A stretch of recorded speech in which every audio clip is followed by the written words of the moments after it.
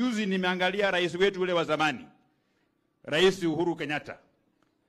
Alikuwa anawahutubia wa Kenya. Akasema ya kwamba serikali yetu hii ambayo inaongozwa na William Ruto ati haiheshimu vijana wa taifa la Kenya.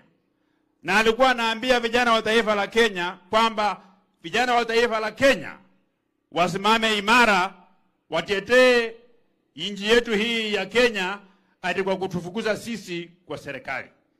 Huyo rais wa zamani Uhuru Kenyatta, wakati yeye alikuwa rais miaka 10, alimteua mzee Mudi Yaori akiwa na miaka 91 kuwa chairman ya Sports Fund.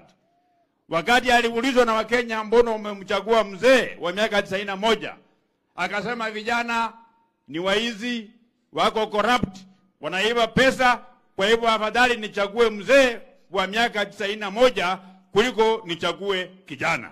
Leo hii rais wa zamani akisema anapenda vijana, ule ndio unafisi ambaye inafanya Yesu hawezi akarudi saa hii mpaka huyo mzee ya zamani Uhuru Kenyatta abadilishe mawazo yako.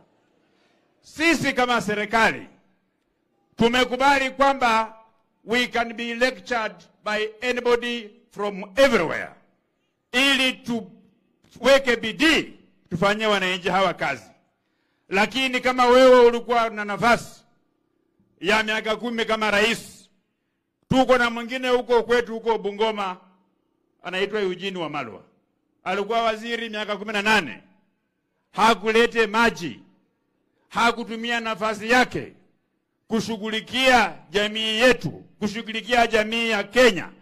Lakini saa hii anatupiga lecture vile serikali inafaa kuongozwa, na wao walikuwa na nafasi. Kwa sababu ya unafiki huo, Yesu Kristo hawezi rudi saa hii, kwa sababu akirudi atapata wenye dhambi wengi, atakosa kuchukua watu kupeleka mbinguni. Ndio maana na ngoja ndio tubadilishe mawazo yetu, ndio Yesu arudi kuchukua.